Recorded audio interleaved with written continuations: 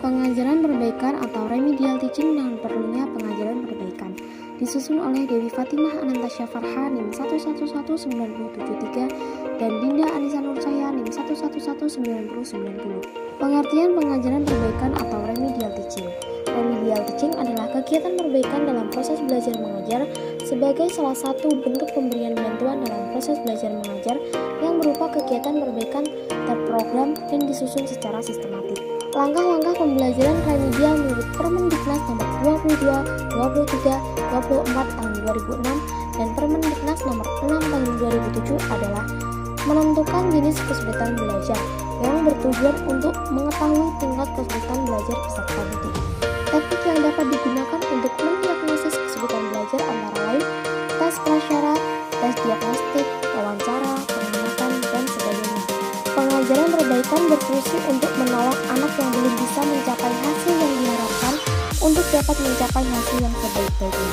Pengajaran perbaikan bersifat khusus karena disesuaikan dengan karakteristik kesulitan belajar yang dihadapi anak.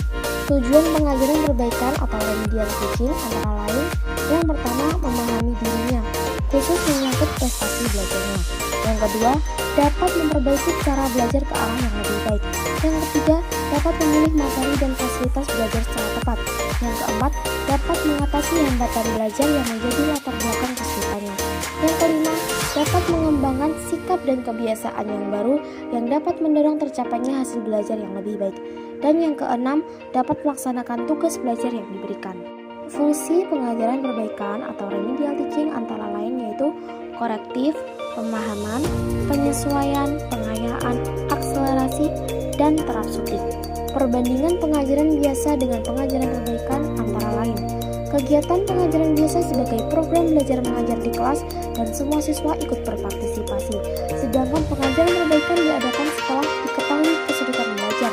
Kemudian diadakan pelatihan khusus. Tujuan pengajaran biasa dalam rangka mencapai tujuan pengajaran yang ditetapkan sesuai dengan kurikulum yang berlaku dan sama untuk semua siswa.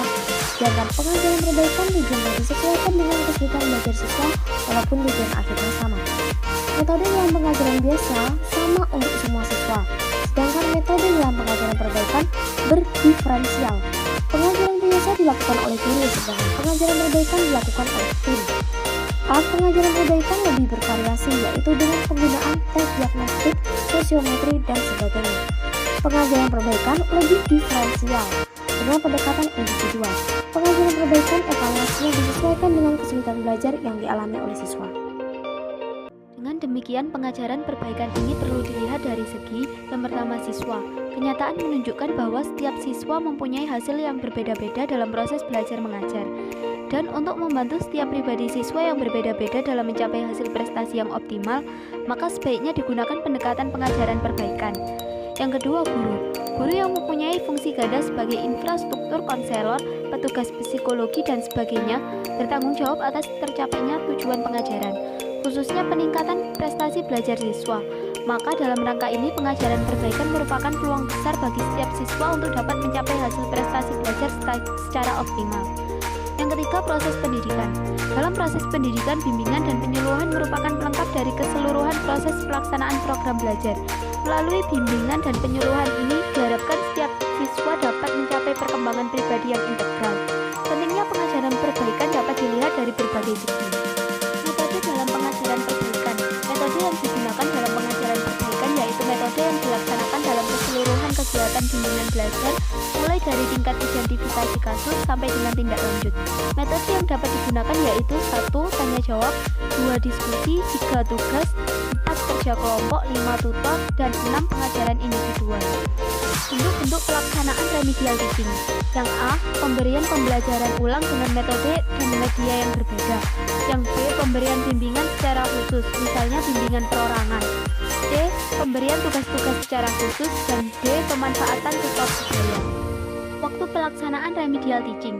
Mengingat indikator keberhasilan belajar peserta didik adalah tingkat ketuntasan dalam mencapai SK yang terdiri dari beberapa KD, maka pelaksanaan remedial dapat diberikan setelah peserta didik menempuh tes SK yang terdiri dari beberapa KD.